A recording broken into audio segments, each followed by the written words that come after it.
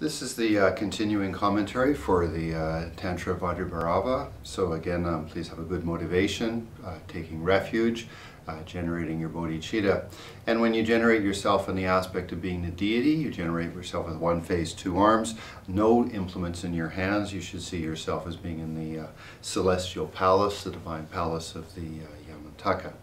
Now, I wanted to use a different commentary that was give more explanation of the Vajra and the bell, and I think it's a little bit more full than the commentary by the Motu Dhamma Vajra. So it says the actual blessing of the Vajra and the bell. This has two parts: how to bless the Vajra and the bell after cleansing, purifying, and generating the substances, and how to bless them in a way of remembering what they symbolize. The first, and according to the tradition of the Kala Chakra and so forth, they should be blessed according to the latter. The actual way to bless them is as follows. At the time when one says in the sadhana, the Vajra is a method and the bell is wisdom, the nature of both are the ultimate bodhicitta. Thinking this, they say Om, Om Sarva Tathagata Siddhi Vajra Samaya Tishta Eshta Stam Dharmayami Hi Hi Hi Hi Hum Pe, so and so forth. Recollect the following. The Vajra symbolizes all aspects of method, from the Guru devotion up to the state of Vajradhara, which is the union of no more learning. Thinking this, hold the Vajra and recollect that the bell, thinking this, hold the Vajra, and recollecting that the bell symbolizes all aspects of wisdom, from Guru Yoga up to the state of Vajradhara, which is the union of no more learning, hold the bell. One should also hold the Vajra and the bell while recollecting the nature of the both is the ultimate bodhicitta, the indivisible transcendental wisdom of the bliss and the emptiness. And one should recollect that the symbolized Vajra and bell, which is indivisibly transcendent wisdom of bliss and emptiness, and symbolic Vajra and bell are inseparable. One should remember also the many meanings of the symbols that are explained above. In regards to the remaining mantra and the verses, they are mentioned in the Samputra and the Vajra Kestra Tantras. Now, the meaning, Om Sarva Tathagata Siddhi Vajra Samaya Tishta Eshta Stan Sarva Dhammi, means hold firmly this Vajra commitment, which is the accomplishment of all the ones thus gone. So, Om is, of course, the integration of body, speech, and mind. Sarva is all. Tathagata is the Buddhas, those thus gone. Siddhi is power. Vajra is indestructible. Samaya is commitment. Tishta, Eshta, Stam, Dharayami means, I think, Dharayami means to hold, and I'm not a Sanskrit scholar, so forgive me for that. Hold firmly must be the Eshta Stami. Vajra commitment is a Vajra Samaya, which is the accomplishment of the ones thus gone, which is a Sarva Tathagata Siddhi. So I would think that from my side, I think of it as a lot to do with the pride. Now, in the previous video, I described a little bit of a difference, I think, and it comes from language. So for us to identify with being Yamantaka, I think would be the right words in English. In Tibetan, of course, it's the hlaki ngagyal, ngagyal meaning pride. But in English, it's, you know, when you talk of pride, I mean, if you're talking about the nature of the mind, it's sort of like subject and object, like I have this idea and I'm proud of it and such. Whereas in the deity yoga, you're supposed to be inseparable from the deity. So the example I gave in the previous commentary was the fact that, you know, when I identify, like, I mean, if you're a Canadian or from England or from America, you know, like, I'm a Canadian, you know, so there's no sort of like pride, it's just I am, and then the connotations of being from England, from America, from Canada, then accrue to that, isn't it? So in that way, I identify, you know, myself in this manner would be, I think, more appropriate in the English language. If we go to pride, then in this case, I have pride of being a yogi, or I have a pride of being a yogini.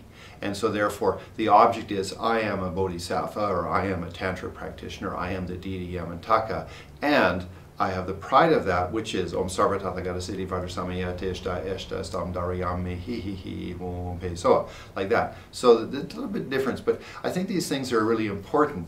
You know, for example, I mean, in the translation from way back when, and this goes, of course, with commentaries from back in the 70s when most of us were there, Nejung was defined as renunciation, and it works in many of the commentaries, to renounce your worldly existence and such. But the connotation of renunciation is to give up, like I'm going to give up the worldly attachments. And that has sort of like, I'm going to lose something, could be, like I renounce it, yes, I don't want it anymore. And I can't say that actually gives the real right connotation. I think Alex Berzin has a very good, in many cases, great translations of things, where he looks at what's really the meaning of it. And Nejung is to arise from, so to speak. And so therefore he's translated that as being going forth, as in, spiritual aspiration, like spiritual determination. So that's like, it's not like I'm abandoning Nejung, I'm letting go of, I'm renouncing it, but rather I'm going forth to a spiritual life. Has a whole different connotation to yourself. Like you don't have to give up something. You're going to make a determination what you're going to do, and that's spiritual determination. Nejung. Ne is the place, Jung is to arise from or to come forth. So there's a completely different connotation. Now, taking that and applying it back to pride or identity, I think you can understand a little some of the context of it. Anyways, that's just, I think as the years go by, as we're only in the first, 30 years of Buddhism being in the West, or 40 years, that a lot of these things will be sort of like understood a lot more deeply. Okay, it says, if asked what is the commitment Vajra which is held, the 5 he symbolize the 5 transcendental wisdoms, is indicating that the 3 whoms are the transcendental wisdom of the bliss and which is indivisible with the symbolized body, speech, and mind. And with regard to the 2 pe, soha, the 2, pe and soha, which are at the end of the mantra. Pe clarifies the above meanings, and soha is the function of destroying negative actions, increasing virtue and activities. As stated in the encouragement, it is said that in the Vajra Sekara Tantra, if when asked what is soha, all negative actions are pacified and masses of virtuous actions increased, it takes away the faults. It is the supreme method of destroying all suffering. So what you're saying is, I hold the Vajra commitment of all of the Buddhas thus gone. I have the 5 transcendental wisdoms, which are the inseparability of the bliss in my body, speech, and mind, and avoidance, of course, and may that be perfectly clear, and I'm motivated towards being positive and abandoning all negativity. So it's sort of like, hey, this is who I am, and then that would be the pride. Om at the beginning of the mantra is made up of A-U-M, since it is said in the Sutra of Grammar that the letter A is joined to the U, comes O, and A becomes U becomes O, and A becomes O. The elision of the U on the other side, following the okay, but this is all sort of distinct thing. Anyway, A-U-O is the meaning for Om. Having given the lifeless M, which is without a vowel, as a drop on the top of the O, it becomes Om. The way as these 3 letters transform one into Om, it symbolizes the indivisibility of body, speech, and mind. One obtains infinite merit by reciting Om even once, by the way of recollecting this symbolic meaning. As such, this Om is explained as a jewel-holding mantra. For it is said in the Vajra Sekara Tantra, if one asks what is Om, it is explained as the jewel-holding mantra, the supreme one, the bestower of wealth, glory, prosperity, as well as being the mantra that possesses the aspect of good fortune, commitment, and auspiciousness. Now, just a side commentary that works in regards to the nature of reality and the Tibetan, which could also go back to the Sanskrit. And it doesn't totally work in English, but it sort of does. So let's sort of discuss it a little bit. If you look at at the alphabet, like A, B, C, D, well, you can't say any of the consonants without including a vowel. So A, B, C, D, E. Okay, they all have a vowel added to the base consonant. Now, this works totally in Tibetan, but it doesn't quite work in English. But So it's said that all the consonants need a root to be able to be pronounced, and that root is ah. Now, in the Tibetan, which is not in English, but in the Tibetan, the ah with characters around it makes it the 5 different vowels, which is A, E, I, O, U. Okay? Okay, anyway, just don't need to get into a lot of details about it, but the point is that ah is the root upon which all the other sounds of the vowels are created. That then is added to the consonants to make syllables. So if you take any word, for example, the words I'm saying right now, they're a group of syllables. Now, a group of syllables is made up of consonants mixed with their vowels.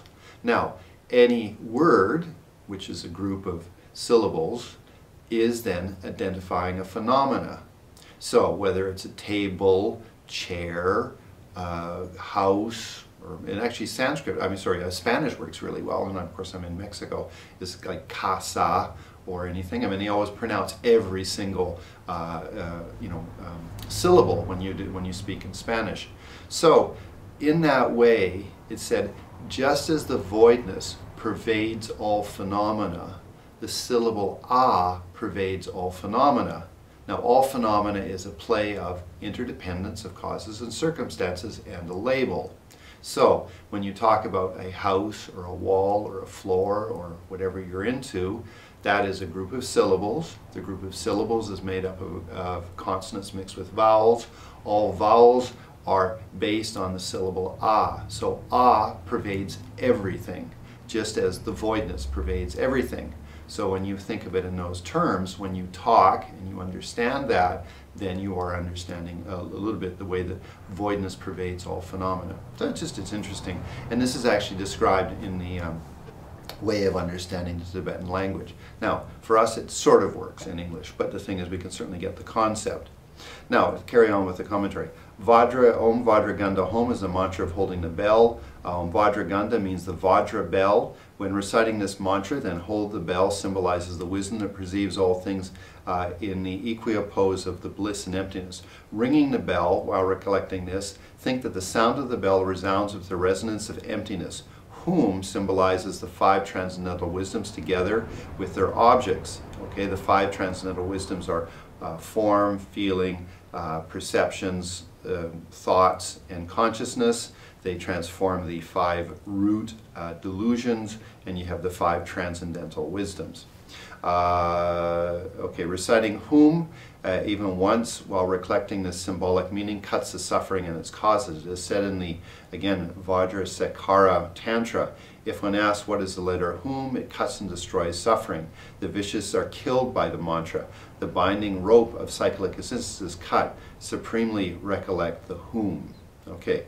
Following this, having generated the mental continuum of the meaning of symbolized by the Vajra and the bell, which is the transcendental wisdom, the indivisible of bliss and emptiness, think that may all the Buddhas such as Vajrasattva be pleased. Of course, that's in your sadhana. Chant whom.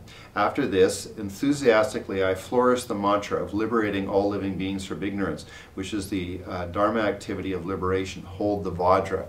So, again, I mean, what you do is if you have your Vajra and your bell, you say, the Vajra is method, the bell is wisdom, the two are the inseparable of ultimate bodhicitta. So you're holding them, the bell is on your left knee or your left hip, and the Vajra is in front of your heart. Om sarva tathagata siddhi vajra samaya teshta eshta stam darayama hi hi hi hi hi hum pe soa is I have the pride of being a tantric yogi, I hold the Vajra commitment of all the Tathagatas.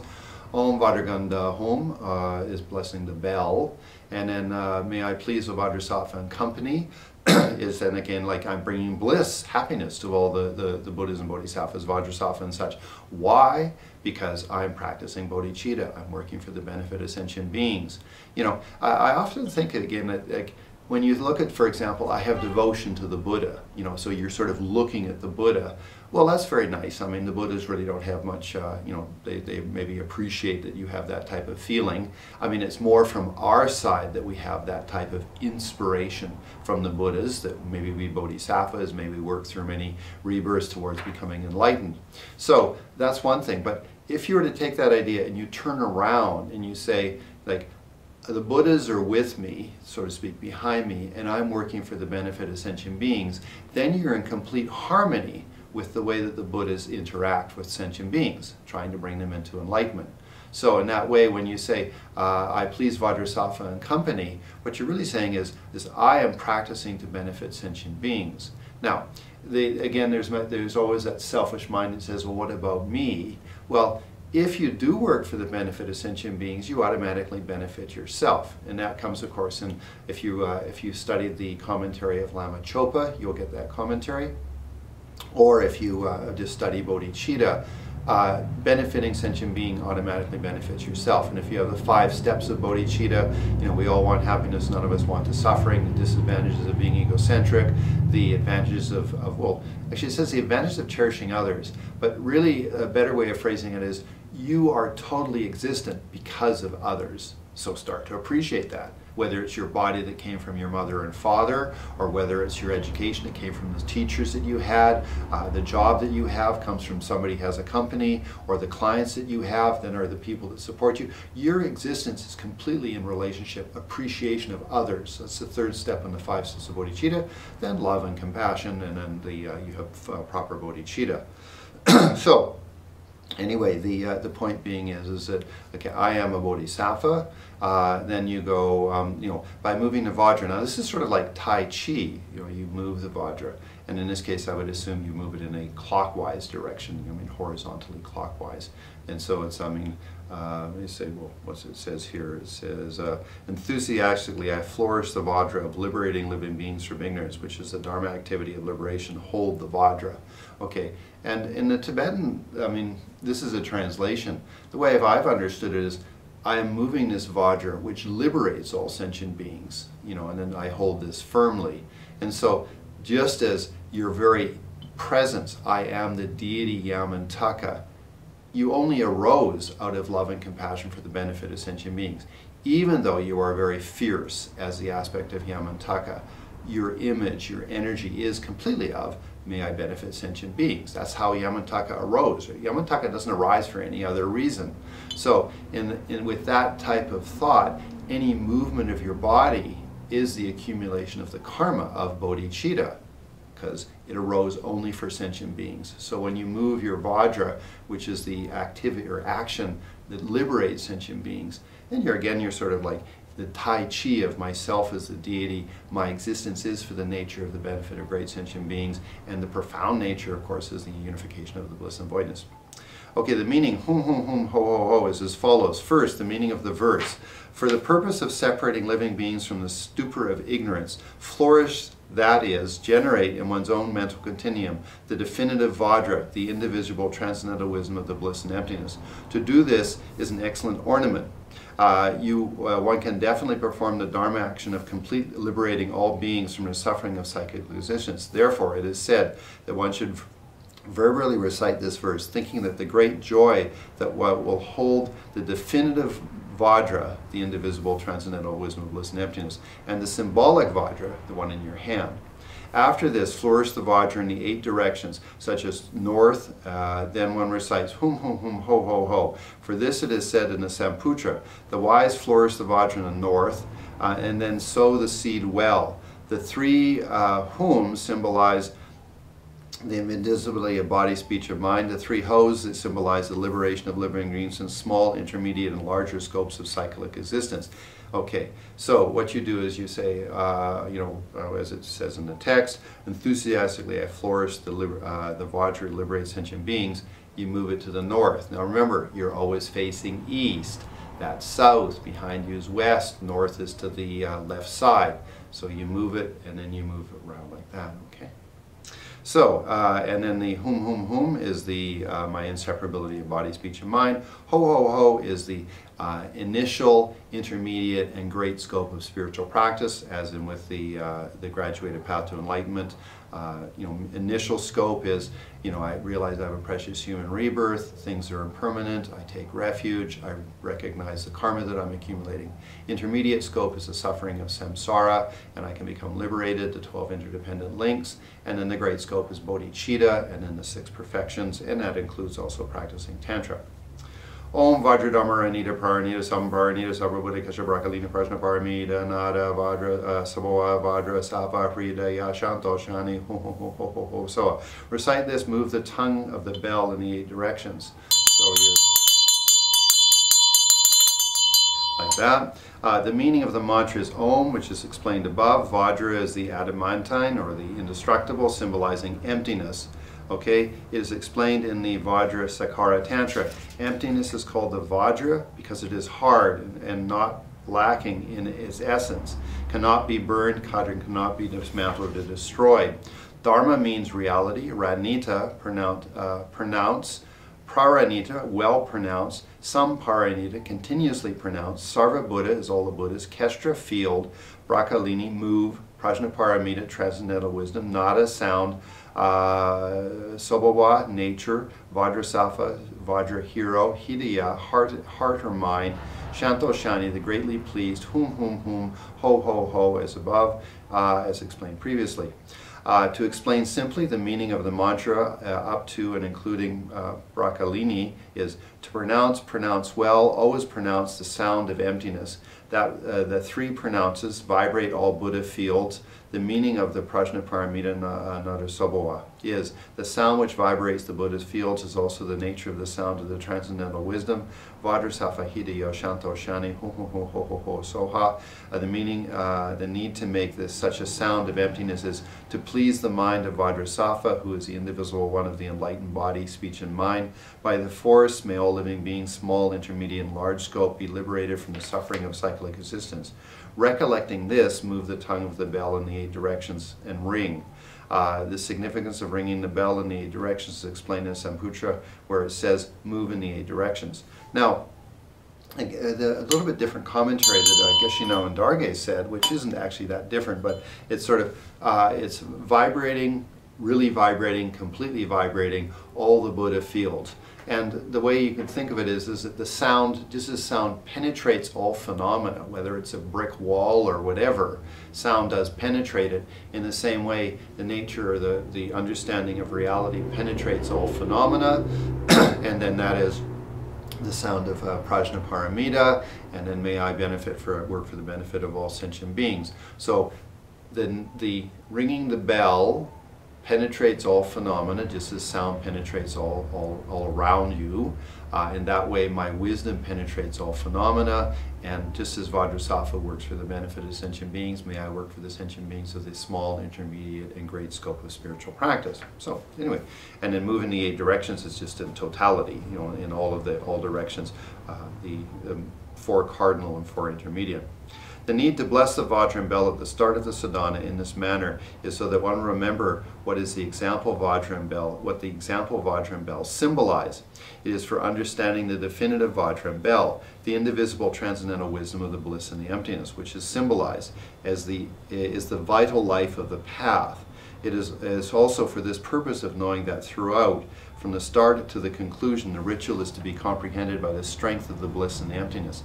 It is, as many scholars have said, for the purpose of knowing that from the start of the ritual, one on the path, one should not be divorced from the 3 or 4 commitments, whatever that is. Therefore, one should take hold of the Vajra once, one should remember the method, great bliss. One should take hold of the bell. One should remember the wisdom, the view of emptiness. The 3 commitments. Okay, here it is. A, the Vajra mind commitment, the bell commitment, and the body commitment, which consists of having generated oneself as the deity. The 4th commitment, the 4 commitments are the Vajra mind commitment, the bell speech commitment, the body commitment, which consists of generating oneself as the deity, and the wisdom commitment is in visualizing, embracing the consort while holding the Vajra and bell. Thus, one should not remember that these commitments whenever you hold the Vajra and the bell. Okay, so again, just to come back and to make it sort of vivid for your mind, when we talk about the inseparability of bliss and voidness, and this of course comes from Lama Yeshe, It's the energy in your nervous system that makes you feel blissful. So any sensation in your nervous system, of course, is, it gives you a sense, an experience. It's a sensation. And when your nervous system is very clean, as in, for example, doing 100,000 Vajra or doing a lot of Vipassana style meditation where you're scanning your body and cleaning your nervous system, then the bliss will arise quite naturally. And then on the basis of that bliss, you make it inseparable with the voidness, and all phenomena are pervaded by this, and so therefore may I bring all sentient beings from their suffering, which is not being very blissful, into the state of being blissful. Of course, the supreme bliss abides within the central channel in the heart chakra, and that requires then more profound practice, but it's still based on either you've done your Vajrasattva practice well, or you've done your Vipassana styles of meditation where you've scanned your nervous system and completely made it clean and such. And of the two, personally, I think it's really good for individuals, especially in our Mahayana tradition, to practice a lot of Vipassana style meditation. And I'm talking pretty much the way that, for example, the Goenka tradition talks about it. Now, the Goenka tradition is a little bit closed. They don't like you to practice anything else. But their technique is really good, where you scan the body centimeter by centimeter, you observe whatever is there, and then move down. If nothing's happening, you observe it for a few seconds longer. If something's happening in a detached manner, you observe it. You get detachment. You actually are literally pumping energy into the nerve channels of your body, and that opens them up. And remember, in Tantra, there's 3 obstacles, that your nerves are either blocked, crooked, or dry. So when you think about that in reality, it's like in your nervous system, physically, the channels of your nerves, where all of the the fluids of your the electrical charges that lets you move your body, that they can be blocked, crooked, or dry. So by slowly scanning your body, you put the juice into those different nerve channels and you wake them up. And you do that with a detached mind, but with focus and concentration. So you go down all the way to the tips of your toes, you come back up to the crown of your head, you go back down, and you do this repeatedly. And of course, if you're following the Goenka tradition, you do it with then that all things are impermanent and then everything is dukkha and such. I mean, that's their tradition. But the technique is excellent. Now, in our tradition, we should do this with Vajrasattva, but I think sometimes in the Western tradition, we get so caught up in the visualization, we lose the really sort of thorough sort of processing down. And when you think of it, you have the downward washing, the upward filling, and then the burst of light in the heart chakra. Well, you should focus on that the union of Vajrasattva and consort, especially if you're practicing the Heruka Vajrasattva or the full one with Vajrasattva and consort, that in the two of them you have the union of method and wisdom, because it's a male and a female. Male is the method, working with love and compassion. Wisdom is the female, the bliss and the emptiness. Their nectar, which comes from their hearts where the mantras are, down to the place of their union, down into the crown chakra, which is 8 finger widths back from your forehead, like a funnel sort of comes in there. And then slowly that nectar of love and compassion and understanding the nature of reality goes centimeter by centimeter down through your nervous system. Now in our tradition, you've got all these visualizations, but it's good in one way. You've got guru yoga, especially if you see, for example, like let's say your guru is the Dalai Lama, and you have great faith in him, then really he's powerful and special, and he has great love and compassion. Then you feel his nectar enters into the crown of your head and starts to wash down through your nervous system. That's an incredible blessing for you. Not only have you got scanning your body, you've got a visualization that's meaningful, and now you've got faith that's been involved. This is a very powerful way of moving through your nervous system. But it requires, that you become familiar and such.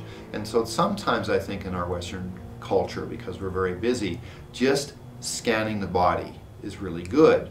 Then if you can throw in, it is Vajrasattva and consort on the crown of your head, which is completely inseparable with the guru, which is the primary aspect of tantric practice, and then that energy nectar flows down and cleans up all the blockages in your nervous system. That also, blesses and purifies all of the, you might say, trapped emotional traumas that you might have in your nervous system. And when you get that very well, then your nervous system naturally generates bliss.